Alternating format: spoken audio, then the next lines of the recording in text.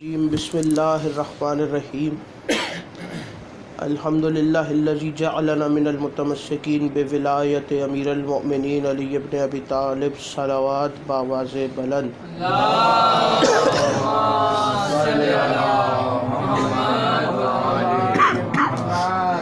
اما بعد فقد قال اللہ سبحانہ وتعالی فی کتابہ المجید وفرقانہ الحمید وقولہ الحق بسم اللہ الرحمن الرحیم الذین اذا اصابتهم مصیبۃ قالوا انا للہ وانا الیہ راجعون۔ ہاں عزادارو، 21ویں کا دن گزر گیا۔ جی بھر کے گریہ کر لینا، جی بھر کے پرسہ دے لینا۔ ایام علی کی آخری مجلس سن رہے ہو عزادارو، تو اگلے برس ان مجلسوں کو وہی سنے گا جو موجود ہوگا۔ جی بھر کے گریہ کر لینا، جی بھر کے پرسہ دے لینا، رو رو کے کہنا جناب زہرا ہم آپ کو آپ کے عزادار کا پرسہ دیتے ہیں۔ ہاں عزادارو، یہ اسی علی کی شہادت کا روز ہے کہ جب جناب زہرا دنیا سے رخصت ہوئیں تو امیر المومنین کبھی سسکیوں سے روتے تھے، کبھی ہچکیوں سے روتے تھے، اور کبھی دھاڑے مار مار کے روتے تھے۔ یہ زہرا کا پہلا عزادار ہے عزادارو۔ مولا حسین سے کہنا مولا جو آپ کی ہر مجلس میں آتا ہے، آج ہم آپ کو اس علی کا پرسہ دے رہے ہیں۔ بی بی زینب ہم آپ کو آپ کے بابا کا پرسہ دے رہے ہیں۔ عزادارو، کوفہ میں حکومت منتقل کرنے کے بعد امیر المؤمنین نے مولا حسن کو اپنے پاس بلایا اور اپنے پاس بلا کر کہا کہ حسن جاؤ اور جا کے مدینے سے میری بیٹیوں کو لے آؤ، مجھے زینب و ام کلثوم کی بہت یاد آ رہی۔ مولا حسن کو حکم ملا، ساتھ میں جب تیاری ہو گئی اور مولا چلنے لگے تو مولا نے کہا حسن یاد رکھنا کہ جتنا بھی سفر کرو سارا سفر رات کی تاریکی میں کرنا، جو بھی سفر کرو وہ سفر رات کی تاریکی میں کرنا۔ عزادارو، مولا حسن چلے اور کوفہ سے مدینہ پہنچے، بہنوں کو لے کے، سارے حرم کو لے کے مولا حسن چلے، مدینہ سے نکلے اور قافلہ کوفہ کی جانب چلا۔ رات کا سفر کرتے رہے۔ کوفہ کے دروازے پر جب قافلہ پہنچا تو مولا نے قافلہ روکا اور روک کر مولا علی کو خبر پہنچائی تو مولا نے کوفے میں یہ اعلان کروایا کہ خبردار آج کی رات کوفے کی گلیوں میں کوئی باہر نہ نکلے۔ عزادارو، یہ اعلان اتنا سخت تھا علی کا کہ اس رات زمین پر رینگنے والا کیڑا بھی کوفے کی گلیوں میں موجود نہیں تھا۔ عزادارو، اب آدھی رات کا وقت ہوا، امیر المومنین گھوڑے پر سوار ہوئے اور کوفہ سے باہر نکلے، جہاں قافلہ کھڑا تھا وہاں پہنچے اور اپنے سواری سے اتر کر امیر المومنین پیدل چل کر جناب زینب کی عماری کے پاس پہنچے۔ عماری کی مہار کو پکڑ کر امیر المومنین نے پیدل چلنا شروع کیا اور چلتے چلتے علی کوفہ میں داخل ہوئے۔ کوفہ میں داخل ہو کے ایک مقام آیا، علی کی آواز آئی زینب ذرا محمل کے پردے کو ہٹانا۔ اب جو بی بی نے محمل کا پردہ ہٹایا تو علی کی آواز آئی زینب یہ کوفے کا چوک ہے۔ ہاں عزادارو، یہی حق ہے علی کے مصائب پر رونے کا۔ عزادارو آواز دے کے کہا زینب غور سے دیکھو یہ کوفے کا چوک ہے۔ اب تھوڑا سا اور آگے بڑھے اور ایک مقام آیا تو مولا علی نے کہا بیٹی زینب ذرا محمل کا پردہ ہٹانا۔ اب جو محمل کا پردہ ہٹایا تو علی کی آنکھوں میں آنسو تھے اور رو کے مولا نے کہا کہ زینب غور سے پہچان لو یہ کوفے کا بازار ہے، زینب یہ کوفے کا بازار ہے۔ آواز دے کے کہا زینب یہ کوفے کا دربار ہے. آواز آئی بابا یہ چیزیں بیٹوں کو دکھائی جاتی ہے, آپ مجھے کیوں دکھا رہے ہیں؟ کہ زینب ہو سکتا ہے ایک وقت ایسا آئے کہ میرے سارے بیٹے مار دیے جائیں اور میرے بیٹوں کی جگہ تمہیں ان بازاروں اور درباروں میں آنا پڑے. تو جانتے ہو بی بی نے کیا کہا؟ کہ بابا جس کا عباس جیسا بھائی ہو, بابا جس کا عباس جیسا بھائی ہو وہ ان بازاروں اور درباروں میں کیوں آئے؟ عزاداروں وقت گزرتا گیا. 40 ہجری کے رمضان کا چاند آسمان پر طلوع ہوا. عزاداروں مولا نے خطبے دینا شروع کیے. اصحاب نے کہنا شروع کیا جب سے 40 ہجری کا رمضان آیا ہے مولا کے خطبوں کا رنگ تبدیل ہو گیا ہے.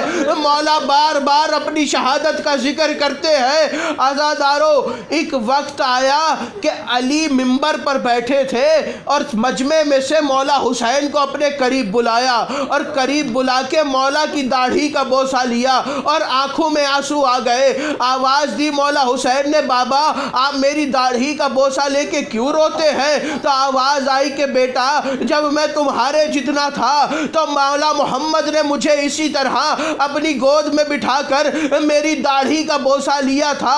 اور آواز دے کے کہا تھا علی ایک وقت ایسا آئے گا کہ تمہاری یہ داڑھی تمہارے اپنے خون سے رنگین ہو جائے گی. تو مولا نے کہا حسین میں تمہاری داڑھی اس لیے چوم رہا ہوں کہ میری داڑھی تو صرف میرے خون سے رنگین ہوگی لیکن تمہاری داڑھی کبھی عباس کے خون سے کبھی اکبر کے لہو سے.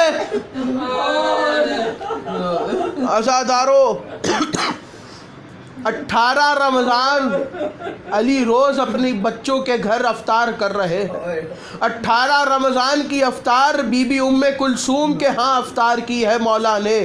عزادارو جب بی بی کے گھر پہنچے تو بی بی کہتی ہے میں نے دسترخوان پر مولا کے لیے 2 چیزیں رکھی تھی.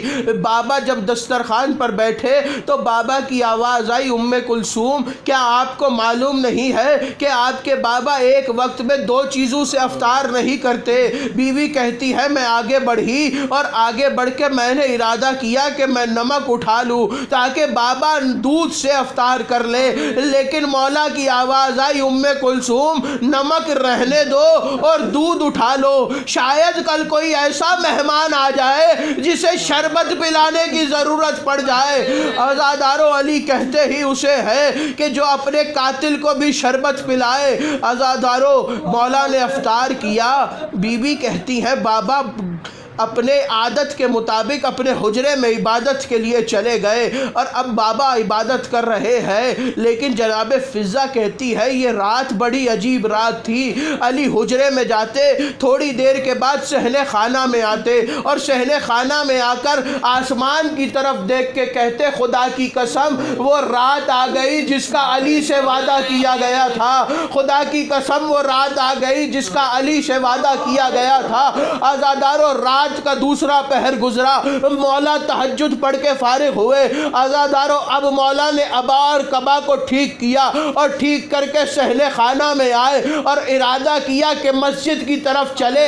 ابھی صحن خانہ میں پہنچے تھے کہ دروازے کے باہر سے مولا کو گھوڑوں کی ٹاپو کی آواز آئی. اب علی جو صحن خانہ کے بعد علی جو دروازے پر آئے تو مولا نے دیکھا کہ کچھ سپاہی ہے جن کے چہروں پر نقاب ہے. مولا نے آواز دے کے کہا کون ہے؟ تو ایک شخص گھوڑے سے اترا اور قریب آ کے کہا مولا میں حذیفہ یمانی ہوں, جب سے 40 ہجری کا رمضان آیا ہے آپ کے خطبوں کا رنگ عجیب ہو گیا ہے اور مولا کل تو ہم نے بازار میں چند اجنبیوں کو دیکھا ہے جن میں سے کچھ تلوار کی دکان پر تھے اور کچھ زہر کی دکان پر تھے.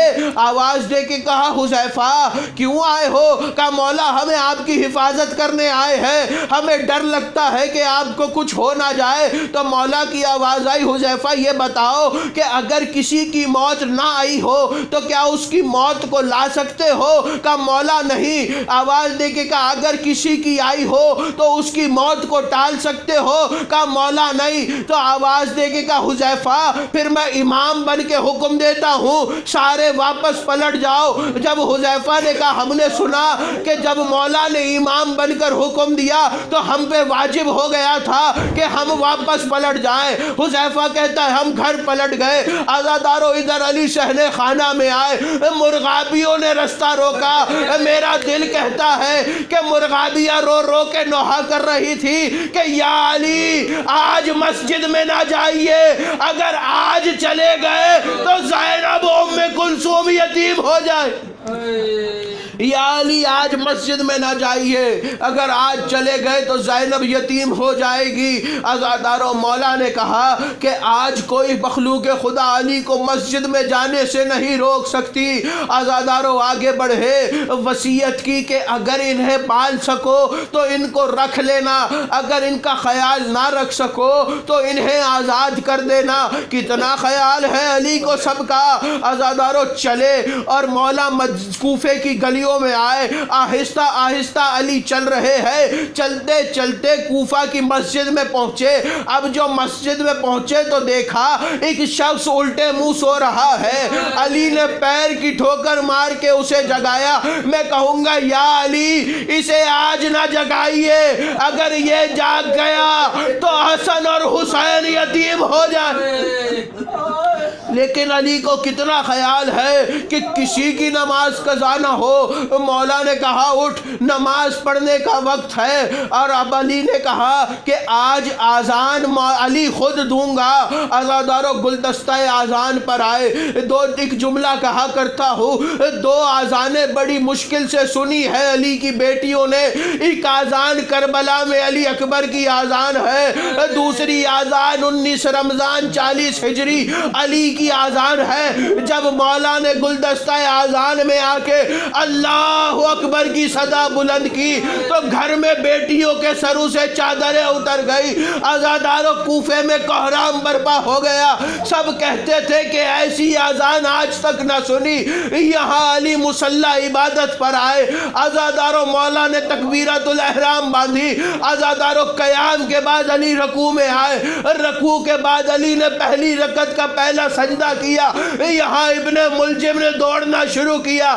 یہاں مولا دوسرا سجدہ ختم کر کے علی کا سر سجدے سے اٹھ رہا تھا۔ یہاں ابن ملجم نے تلوار چلائی، اٹھتے ہوئے سر پہ ابن ملجم نے ضربت ماری۔ علی کی آواز بلند ہوئی، فزت برب الکعبہ، خدا کی قسم علی کامیاب ہو۔ فزت برب الکعبہ، خدا کی قسم علی کامیاب ہوا۔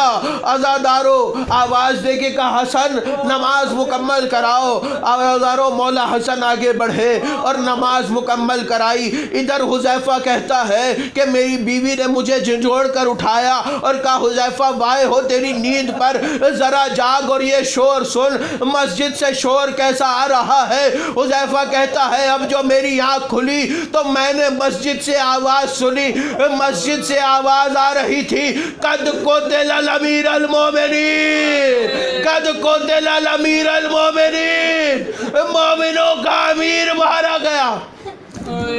عزادارو گلیم منگوایا گیا۔ علی کے سارے بیٹے علی کے ارد گرد جمع ہیں، سارے اصحاب مولا کے ارد گرد جمع ہیں۔ میں کہوں گا مولا کتنے خوش نصیب ہے، ایک سر پہ ضربت لگی اور سارے بیٹے جمع ہیں اور سارے اصحاب جمع ہیں، سب نے مل کے سنبھالا ہوا ہے۔ لیکن ذرا کربلا کے میدان میں آئیے، آپ کا بیٹا حسین بغیر کفن کے لاشا 3 دن ریت پر پڑا رہا۔ عزادارو گھر میں لے کے جایا گیا، گھر کے قریب پہنچے، مولا کی آواز آئی حسن میرے اصحاب سے کہو کہ یہ واپس چلے جائیں، آخری چند جملے سن لینا، میرے اصحاب سے کہو کہ واپس چلے جائیں۔ کہا بابا یہ آپ کی محبت میں آ رہے ہیں، ان کو آنے دیجئے۔ تو مولا نے کہا کہ حسن میری غیرت گوارا نہیں کرتی، ابھی جب میں جاؤں گا تو میری بیٹیاں میری حالت دیکھ کے گریہ کریں گی، تو میں گوارا نہیں کرتا کہ میری زندگی میں زینب ام کلثوم کی آواز کسی غیر محرم کے کانوں میں پڑے۔ عزاداروں مولا کتنا خیال ہے کہ آپ کی بیٹیوں کی آواز آپ کی زندگی میں کسی کے کانوں میں نہ پڑے، لیکن مولا قسمت آپ کی بیٹیوں کی یہی وہ کوفہ ہے کہ جب آپ کی شہادت کے بعد یہ آپ کی بیٹیاں دوبارہ کوفے کے بازار میں آئی تو نہ سر پر چادر موجود تھی، اور یہی کوفہ کے لوگ تھے، کوئی تازیانے مارتا تھا، کوئی پتھر مارتا تھا، علی کی بیٹی رو رو کے بابا کہاں ہو؟ الا لعنت اللہ علی قوم الظالمین، ماتم حسین۔